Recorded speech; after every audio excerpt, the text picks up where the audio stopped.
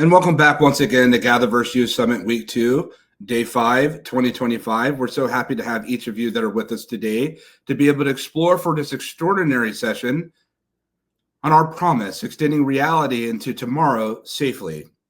Yes, we'll be talking about a number of different technologies, including extended reality, as we move further into frontier intelligence with all that we see happening at innovative scale, happening much faster than we've ever imagined. We've never been this way before. Today, we have a roundtable filled with professionals that are helping us guide the way and understanding what they're looking at from their lens to be able to chime in and to go into depth with us on this subject. The panelists, we're very happy to have each of you with us today and to be able to scale the mountain, if you will, together. What I'd like for you to do is to briefly let us know who you are and what inspired you to be here today. And we're happy to begin with Vanessa.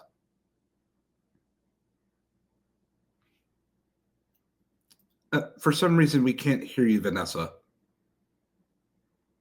We'll have you do just a quick sound check. And let's go over to Alp real quick. Yeah, thank you so much, Christopher. And it's great to be joining again. You can hear me clearly, I'm hoping. Yes. Oh, okay, perfect. So I'll just go on and introduce myself. And meanwhile, Vanessa, hopefully you can fix the sound issue as well. So I'll start with the reason that I'm here and excited to be here actually is that we are entering in and building as humankind this amazing new universe, right? New platforms and new shapes of perception. And while building this world, of course, and even coming up with new ideas, building them into products, building them into companies, building them into virtual worlds, of course, we see like sharing actually grows these nodes in the universe way faster. And what more valuable way there is to actually keep this dialogue two ways to gather as much as possible and then to grow from that, and then to maybe even spark some sort of curiosity and sharing in another perspective to grow this universe actually all together. So for that, actually, we do this, try to do this in learning. We try to, as Moderator, I'm representing together with Alas right now, we try to discover the learning side of things, actually, and we work with Alas hand in hand to build this universe, this learning universe in an inclusive and psychologically safe and functional way, actually, that I can wrap up this way. Thank you, Alpin. We really are so happy to have you back again. And we'll touch on quite a few of those things that you just expressed. And we're very thankful to have you with us. And Vanessa, are we good on the mic? Still can't hear you for some reason. It might be Bluetooth connection or something going on there. We'll have our team and help you assist you on the back. We need to have you come out and enter back in again. But until then, Alaz, welcome. Thank you so much, Christopher. Actually, I've already said everything. I feel so lucky. Hey, let's just cancel everything. We're done. Is my teammates. So at the beginning, it's Alasan, and I am a teammate with Alp, and we are currently running for one of the startup, GatherVerse. So we are trying to create a learning ecosystem for any kind of companies. And what motivated me to join this roundtable? So first of all, I'm working on the DII, diversity, equity, and inclusion for the companies, and both for the scientific and practical side. I'm trying to give trainers and implementing some of the projects so they can be more diverse and more inclusive. And also that also counts for the side, because in metaverse that is still newly, and we need to create one kind of learning ecosystem for any kind of people from any kind of background. So currently we are working with Alp, and I am so happy to be here. Laz, we're happy to have you back again, and welcome back, and thank you so much for sharing what you said. And we know that since all of you work together with others, there's a lot that's already happening with this, a bit of an exchange of think. And so we're looking forward to exploring on that side of the thought process. And Vanessa, let's give you an attempt at this again. This is just so interesting. It's just not, we have no idea what's happening. Is there maybe there's an alternative device. Sometimes that may help with someone to be able to find, I have no idea what's going on right now. It's just very different. Let's see what we could do to help troubleshoot that. It may be the browser, maybe need to do a reset. That may help. I see Russell's there to help you. We're going to bring you down into there. This is a very, we're ready for the holodeck until we're not, right, everyone? These are some of the common occurrences of connectivity, but we'll get you squared away in just a bit of a moment here, Vanessa. They'll be able to help you just in a second. Alp and Alaz, when it comes to what we're doing here right now in this discussion, there's some things that I want to touch on that are going to be a little bit off script and non-scripted. We see the question that's with us now, but I really want us to create a bit of a hive mind, if you will, in thinking about extended reality. I've said for years now, and all of us that are listening from different various social streams right now and broadcasts, and there's a great number of us with us at GatherVerse.live, and we talk about extending reality. I've said for years now that if we're going to extend reality, Alp, if we're going to extend reality, then we must bring reality with it. And I say that with a sense that if we don't bring our own cultural IP to this narrative, into hyper-realistic, immersive, simulated environments, if we don't bring that part in, what does that really mean? What does that really mean of what we're about to immerse into the metaverse if we're not bringing ourselves, because we're thinking about a virtual interaction of ecosystem of communication and interaction. But before you answer that, let's try bringing Vanessa back on just to see if her mic is working. Let's make a team effort here. I don't know. Can you hear me? We hear you. Yes, You can hear me? Yeah, great. Yay. Okay, so my name is Vanessa. I'm from Germany. I'm the founder of digitalbohemians.club. We are doing augmented reality exhibitions, and I would name myself, I'm a graphic designer, and I'm a spiritual tech artist as well. And I found the topic very interesting because this is the future, and I think there are some rules which need to define or need to be defined for the future. Thank you so much. Very happy to have you.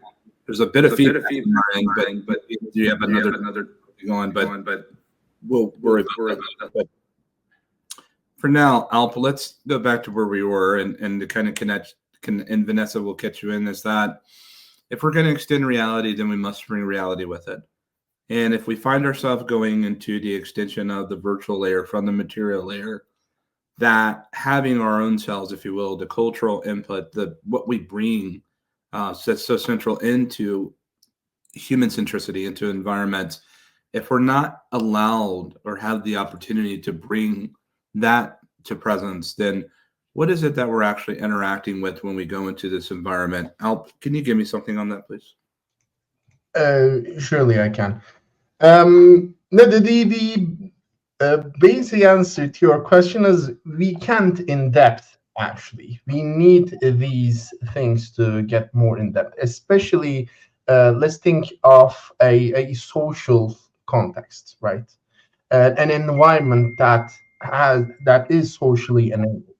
Now, we do need to have a deep presence here. We do have the psychological need to be able to reflect in it. And some part of this directly actually translates to our perception of immersion, actually. And there's this whole philosophical aspect that we can approach this, of course, but it will take so much time. But there are certain needs, right? So in this environment, I do connect to that environment with an avatar, most likely. And that is the source of my existence there.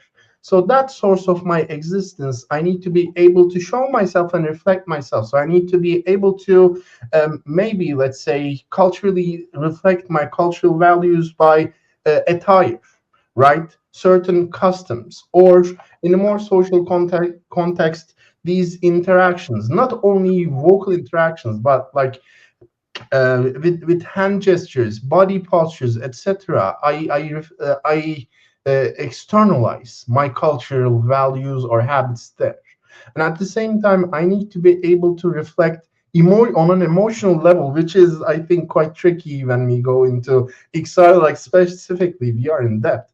But then I need to be able to reflect my emotions there, because the emotional aspect of culture is there too. So all these three combined builds this immersive social interaction, and me to internally reflect my values, my culture, so that I can convey this to the next person, and then the next person, and then start building this culture within that environment. Thank you for sharing that, Alp. And we'll jump over to Laz and Vanessa. We're right there with you. Why do we do it? Why do we extend reality? Is it only for buy-sell trade ecosystems and only for business? What more is the layer that we're looking for in the necessity for us reaching out? Vanessa, we'll have Alaz go, and then we'll jump right over to you, Vanessa, to be able to address this. But why are we extending reality? We often know that we can extend reality. We have extended reality and more abundantly, but why are we extending reality, Alaz? So, Christopher, at the beginning of this question is I would like to answer with a very, very important keyword is equality and equity. So before equity and equality, we cannot expect the people to be show with themselves. So if we ask why, I've already answered that question. We as a person with our all identity, with our all any kind of differences with your cultural backgrounds, we need to reflect to ourselves in order to gather experience.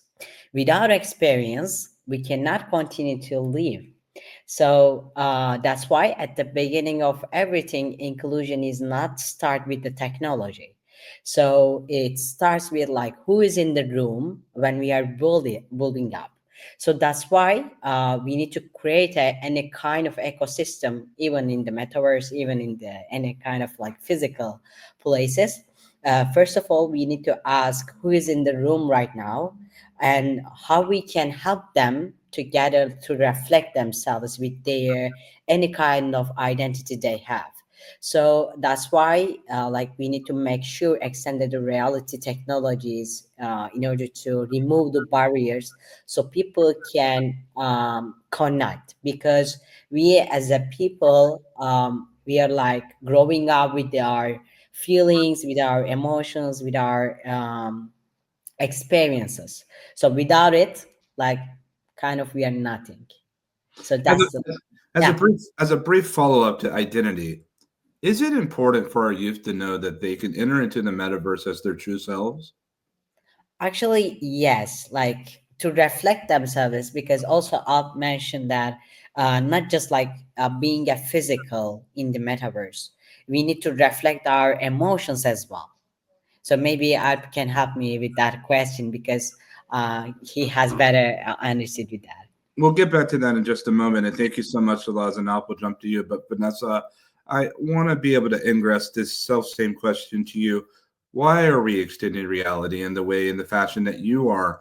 We don't just arbitrarily come to these decisions to be able to do it. It's a very cutting edge, but very still far out there technology that we're seeing that's had a lot of ascendant opportunities and great peaks. And we'll be able to, I suspect, to see more with this marriage pairing of AI and extended reality. But where are you extending reality, Vanessa, and what impact might you find it have for our youth and the generations to come? I would say, on the one hand, as it was said, that we can break barriers, not only in the dimension, also in the connection to other people.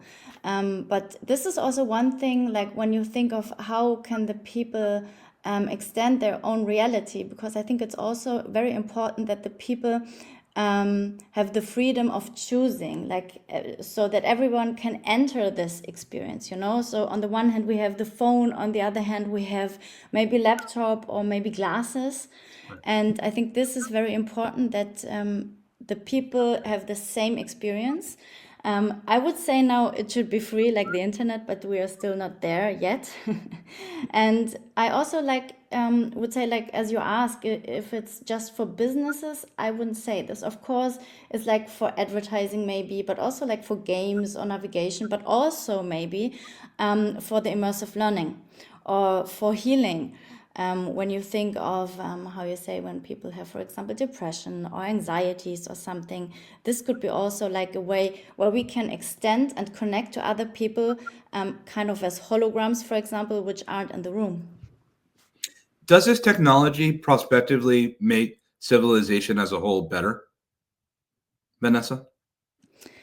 I would say yes. I can't speak for the XR or AR, but as you said before, like for the metaverse, of course, because there are human connections.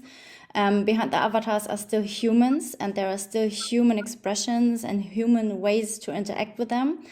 And even when you think of holograms in glasses, standing in your room, of course, if you think more further, when there are like, I don't know, sensors or something where you can touch the hologram, of course, this will make society maybe better. But it's, of course, us, like with AI too, like we're shaping the future with this.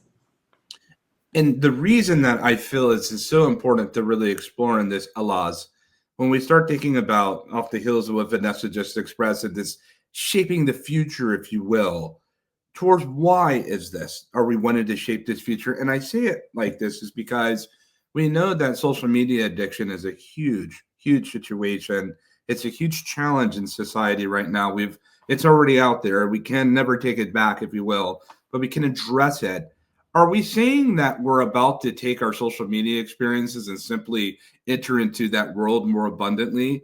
And if we're already having a difficult time with the attention mechanism when it comes to our devices and how we use these devices so much for such gain, is it really worth our own health to be able to go into these environments in a sense of safety? And moreover, Vanessa believes that this could make society and civilization more healthy, more better. Do you also believe that? If so, how do we go about this the right way? Actually, in some way, yes. In somehow, no. Because, like, of course, I believe the power of the social media and all that civilization. But on the other hand, like, we need to think about like physical attraction. So that's the like negative point of the metaverse. Still, like, we cannot create emotions and like touching and feeling the person in front of us. Of course, like we wear the VR glasses, but at the same time, like we cannot touch the people. That's the missing things in the metaverse right now. But in somehow, I believe that in the future will affect so much, and also that will affect our learning ecosystem. But how? When I think about that, of course, we have all differences in the learning mechanism. And the social media, like while we are like watching the reels and TikToks and audios and everything, we can just like watch 10 seconds or 50 seconds, and that's also affect our learning mechanism. So in that way, we need to create any kind of like experience in the metaverse. We need to care about that. Like we need to be aware of the people needs, so they can maybe stand like maybe 10 seconds or 20 seconds. So we need to create a micro learning, maybe micro experiences, so people can touch base on the that's micro experiences. I find that really fascinating that we're even talking about the micro experience or the Mhm. ingestion of space, right? It's Mhm. one thing to be able to consume based on Yeah. device, flat screen.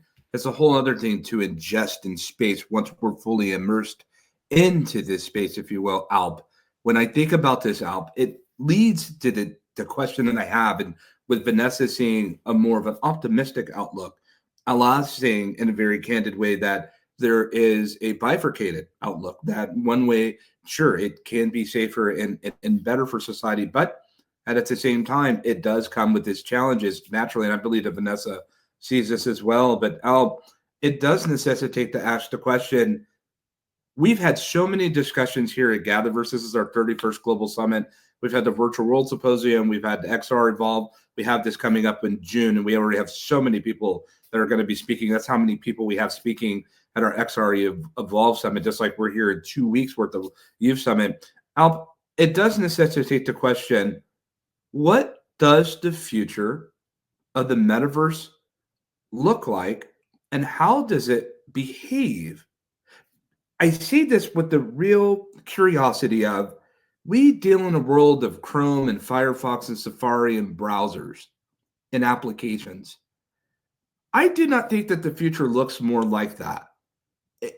We knew what AI was when the boom happened for those of us in the space, but we must admit to ourselves on a morpho scale, there are things that we're seeing in artificial intelligence we've never seen before. It's never been documented. Might this be the same of what we're looking at with the prospectus of extended reality, the AI-powered metaverse?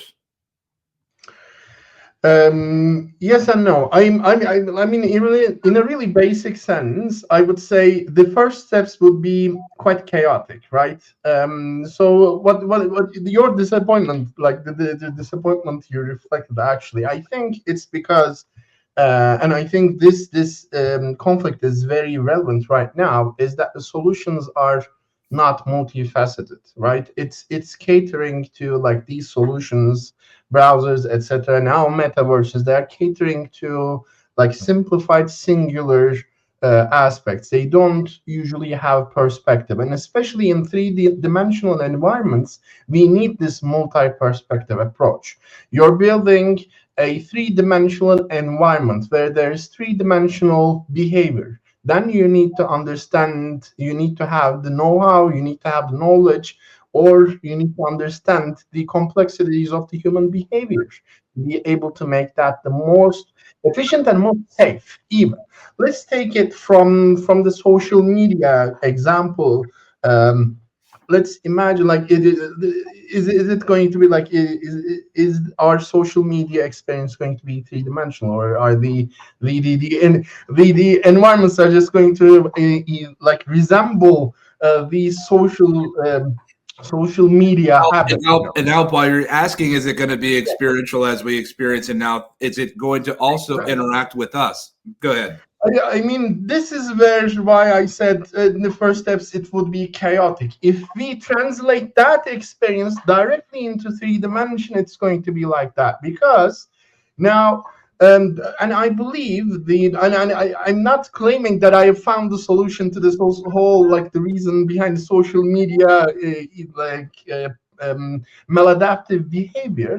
But I think there are 2 points, right? One, people go the full anonymity route and create the safety. And second, people create alternative self-images, right? And I believe partly both of these are stemming from the lack of psychological safety.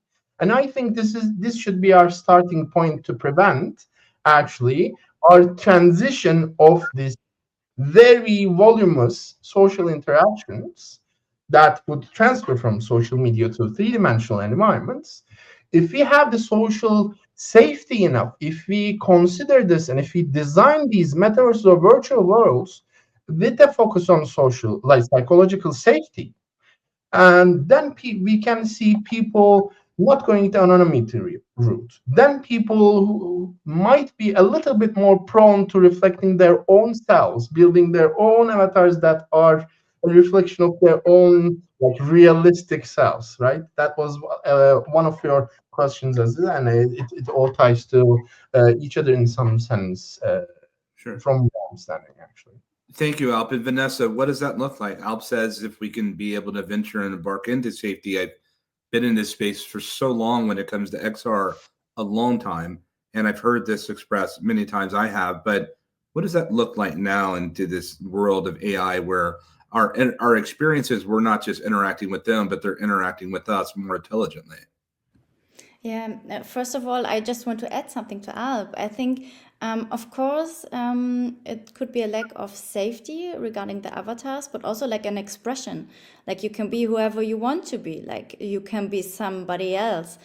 And regarding of the safety thing in combination with the AI, for example, of course, you can imagine that there will be kind of mentors, AI mentors in the space, but I think also outside of this environment.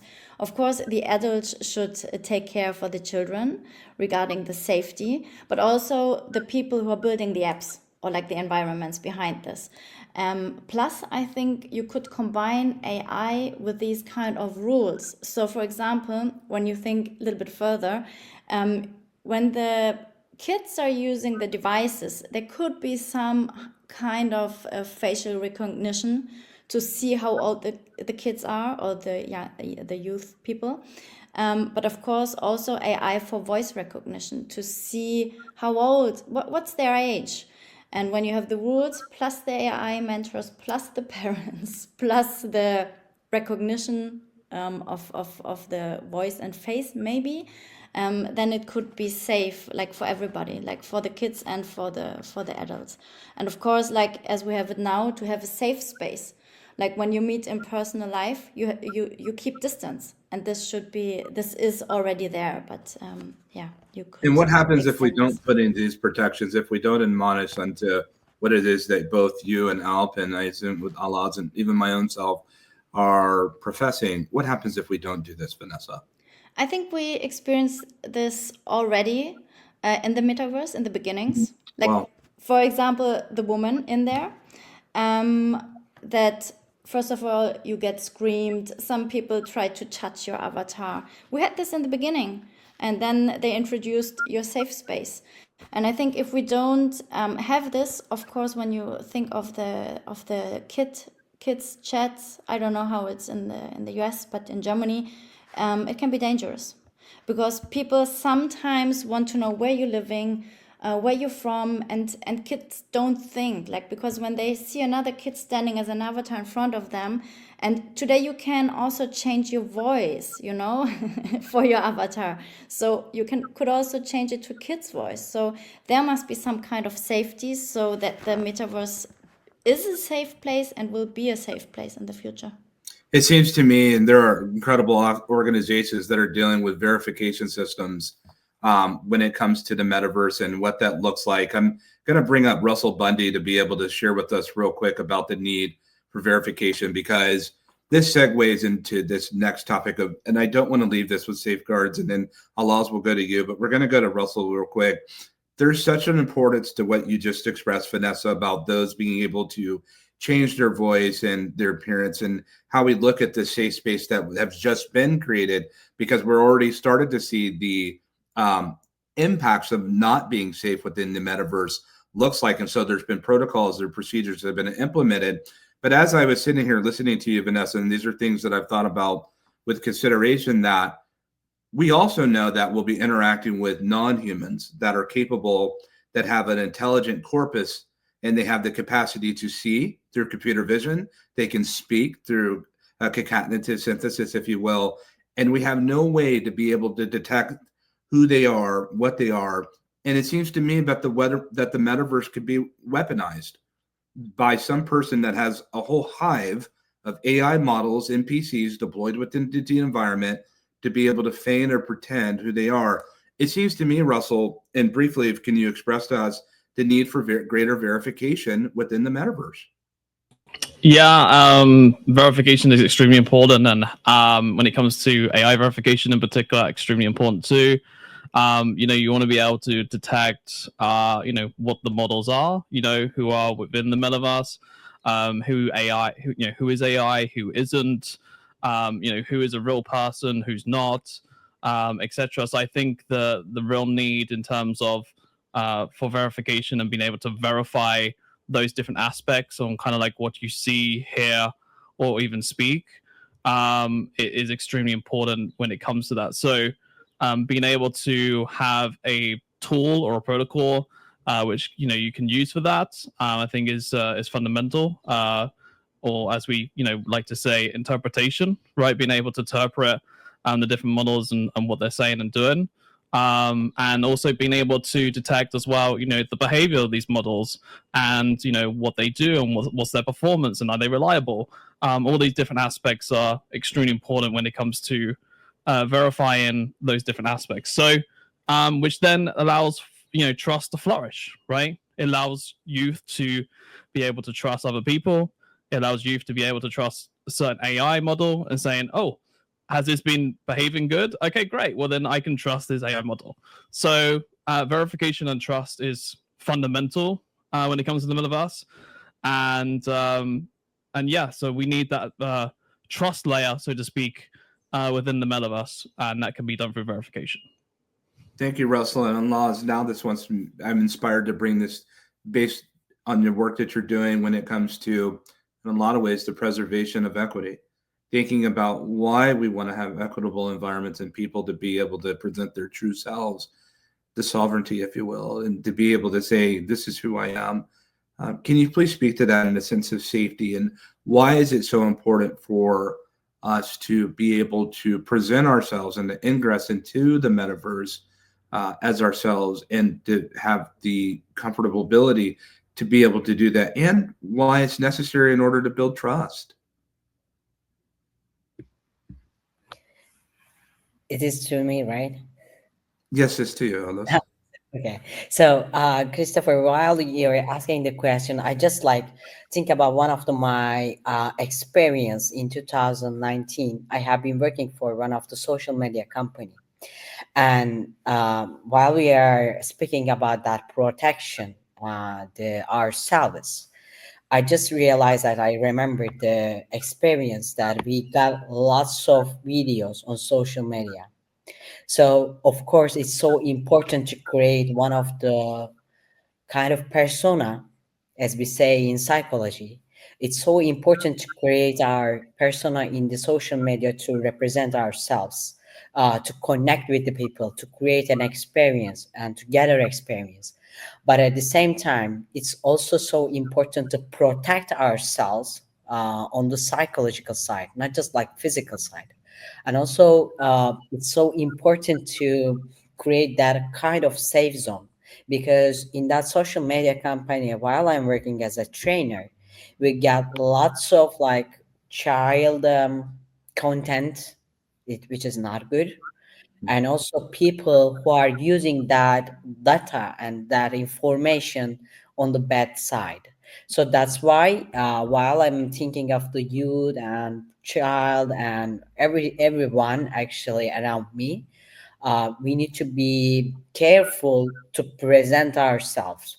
And also psychology says, if you create a persona and your shadow is a different, it creates the kind of psychotic illness. So that's why we need to create our persona, which is our avatar in metaverse. So it needs to be close our shadow. Shadow is which is our self, our identities, our behaviors, our attitudes, and our characteristic. So that's why in our side, we need to create that kind of safe zone. So we need to make it closer with our shadow and our personas. That's the things maybe I can explain in the psychology side. Thank you for bringing that up, Halaz. We really appreciate those remarks. And Vanessa, I'm going to come to you now because you did bring up the instance of when there were those that were in and I believe it was Nina Jane Patel, that brought up the unfortunate occurrence that happened to her within the metaverse, and this helped implement the need and the necessity for safeguards within the spaces. We're heading more further into this, and an Alp will be coming to you and then Russell. We're talking about haptic sensory, the need for touch, or the capability of touch and to feel. It seems to me that with these holograms and holography installations that we're seeing, that are so capable now, more than just even 2 years ago, now that we have computer vision and API connectivity, and these models can see us, they can interact with us, and we can interact with them. And we're talking about models, really. You know, we talk about a family of AI models and artificial intelligence, but we have to realize they're not only going to live in our devices. These models, we can assume, will have their own caricature, their own characterization, and they'll have their own identity. But it's not just a thing for us to talk with them, but to feel and to be able to touch them, and they can touch us. What will that have on the perception of our reality? What does that future look like when my augmented reality can interact with me in more intimate ways? I think we need to, how do you say? I forgot the word. So you have to see, like, on the one hand, of course, we have this protection thing, yeah. But on the other hand, when I see it positively, it could also help, like as I said in the beginning, that there are teachers. For example, when you have, for example, physiotherapy, or like in general therapy, yeah, that people can touch you. When you think of sports, or sports, and the teachers can show you position if you're doing it right or wrong. This is also like a full sensory touch and immersive experience, right?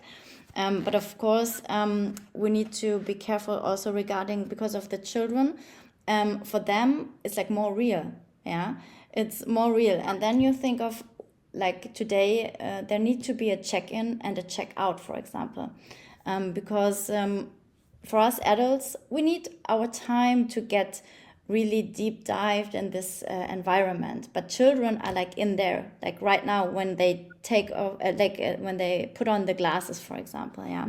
But also on the other hand, when you think of the positive side, it could be like for teaching, for sports, for therapy. Also, when you think you have full sensory, yeah, everything, it's all the senses you have as a human, right? It's like not just hearing and seeing, but it's smelling, tasting.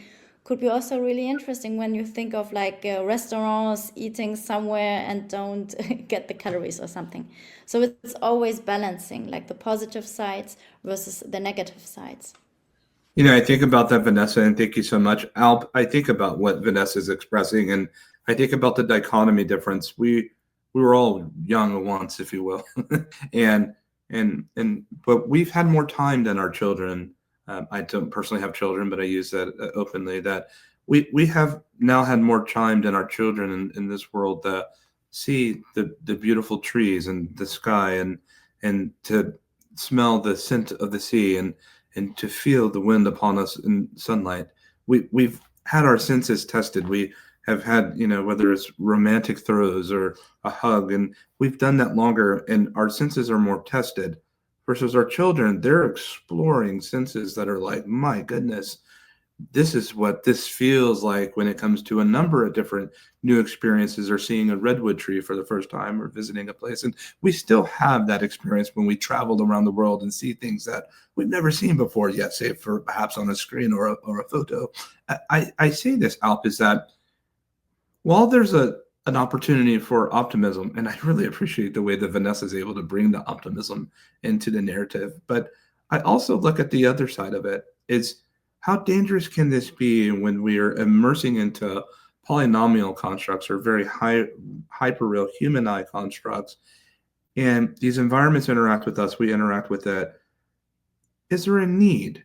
Will there be a need for us to go outside more, or will we find ourselves too comfortable, dare I say, in the metaverse, given how hyperreal it will be in the interaction? Does it run a significant danger? Sure, everything can run a significant danger if you have a bite of a cake and maybe too much. But in this instance, with how capable these AI models are and how proficient innovation is, what dangers are you prospectively seeing in this frontier of the metaverse? Now, I believe even with the AI extremely enhancing how metaverses would look like, and I'm the whole thing I will explain from perspective of children, actually, the context of children, actually. Even though it's going to to get into a certain level of depth, it's still going to be a limited reality. And that means, and you put it out there perfectly, right? As adults, we have some certain like perceptual experience about our emotion, about our senses, about our emotions, about the more like thoughtful thing, experiences or knowledge, that the feedback that we have accumulated. Now, I'm no expert on the subject of developmental psychology per se, but I know this part for a fact, that children would be, I highly suspect that children would be highly prone to learning that loop, that emotional or social or perceptual loop of that virtual world, which is limited, which is closely resemblant of the reality, of course.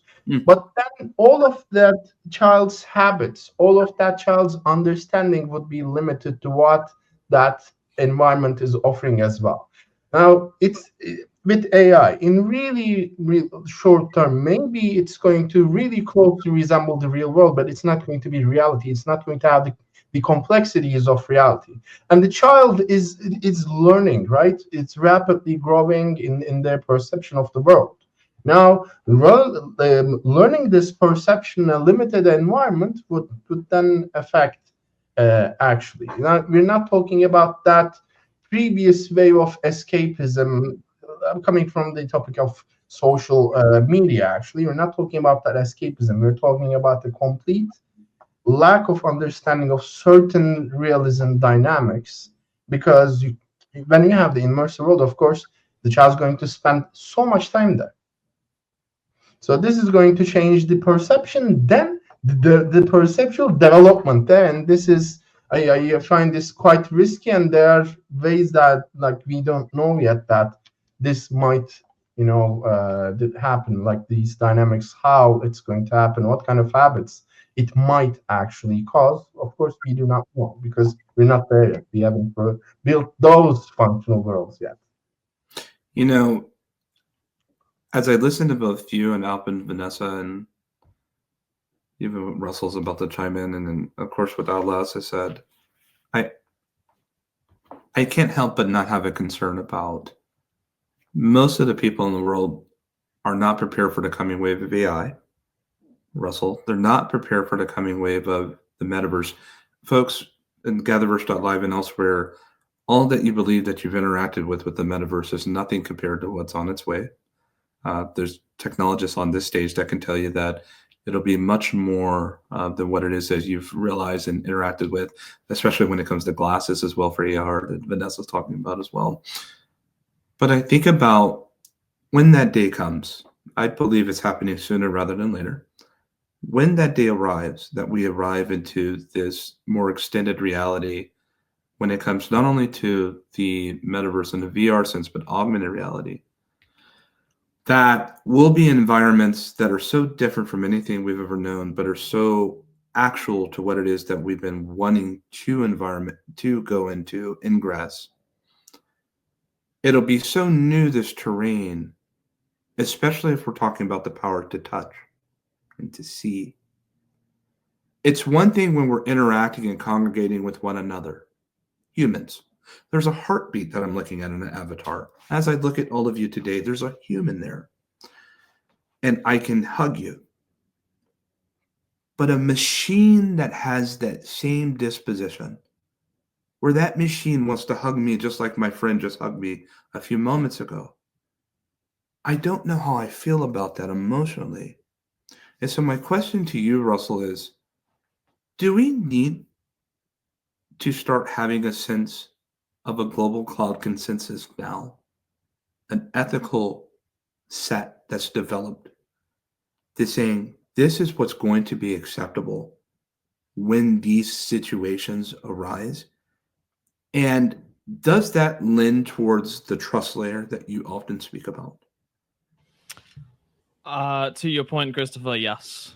The global consensus is extremely important. I think, when it comes to having standards in which, things are set, right? For example, I think that's extremely important too. And I also think in terms of having, certain benchmarks as well is extremely important to that as well. So there needs to be a universal way in which trust can be done. Also verification can be done.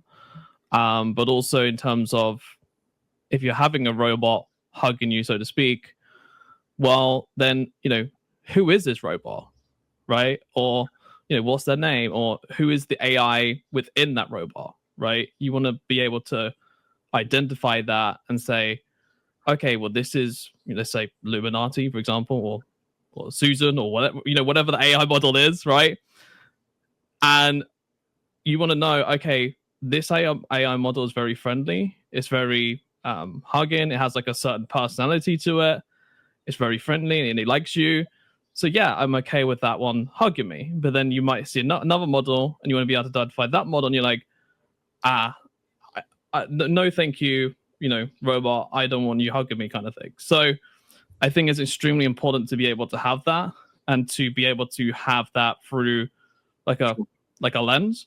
Sure. And being able to identify that. So to your point, absolutely, there should be a universal way in which that is done, and we should be able to verify those different ways and being able to do that through a set of standards and also benchmarks as well. Thank you, Russell. I have a 30-second. I have a question for each of you, and I ask that you keep it, if you can, under 30 seconds or less for the expediency of time. This will be the final question, and I have a specific question for each of you. I'll begin with Alaz. Alaz, we talk about DEI. We talk about inclusion and equity in the metaverse. Does this include machines? Oh, your mic. Sorry. Actually, yes, because I'm just like thinking about the AI chatbots, and we are much closer than our friends. I guess they know everything about us. But actually, yes, we need to include the machines as well. I don't know if you see one of the news on in China. The robots, they killed themselves because of like too much working. If you have never seen, please check this news. Just because of the mobbings, they suicide. So that's also include the machines as well. Thank you for sharing that, Alaz. It's very fascinating, the answer that you just gave. I think that leads towards another roundtable that we'll have in June at XR Evolve. That I think it necessitates that, Vanessa, with augmented reality becoming just a quite capable technology, we're soon to arrive with very powerful glasses. When it comes to using this, do you feel as if, from what you're looking at in the studies that you engage with, when it comes to augmented reality and the power of glass, is society as a whole ready? Are we ready now for this technology to be deployed? And if not, what is it going to take for us to be ready? I think I say no, because as you said before, some people don't even use ChatGPT or something like AI. They even don't know that metaverse exists. So I think it will be half maybe, like as we have today, people who have a mobile phone and some people just have like a like how you say, old button phone. Thank you for sharing that, and I appreciate your candor. That we appreciate that here in GatherVerse. We rather for people to be candid than not. And Alp, I'll bring it over to you. As a technologist and someone that's been in this space for some time, do you feel an inherent need to not only be an innovator, but a need to educate those on the things that we're innovating? Definitely, and the point of subject, actually, when we're talking about metaverse, I think it all needs to start with imagining together, of people who are designing it, of people who are going to be existing in it, and now really shortly, we're talking about certain specific aspects of metaverse, but we have been focusing. This one point I want to make: we have been focusing on avatars. But it's going to be way beyond. If you're talking about the rapid group, it's going to be way beyond that. We're going to be talking about AI avatars, AI actions, AI behaviors, AI created assets, etc. Labeling these everything, and then building the psychological safety, imagining together, and then growing these like beyond assets, beyond avatars approach would build like a very deep world. So yeah, we need to talk, we need to share, and we need to learn from each other, teach each other, maybe openly be critics of each other. We need more roundtables, let's say. Sure. And I hope that people pay attention to that. We have so many innovators that are with us at every GatherVerse event, and I hope that each of you would be inspired to become educators. Last moment, Russell, and please 30 seconds or less if you can say that. Can you imagine that that the subject of safety, trust, and ethics, can that in and of itself, can you imagine becoming an industry sooner rather than later? That's a question. But yes, I really do. They all really, to be honest, they all entwine with each other. Even though they have their own separate sections, they also cross over with each other in terms of safety crossover verification. Verification crosses over with ethics. Ethics also crosses over verification. So, from my point of view, and keeping under 30 seconds, yes, absolutely, they're going to be fundamental and they'll cross over each other. And there needs to be a universal way or a very simple way in which to be able to do that. And of course, you've got to be able to have collaboration and people to do that with in order to have that human-centric value within that. So I'll leave it there, Christopher. There's a misnomer that if we're safe, that we're moving slow. I don't agree with that. I believe that you can have action in safety.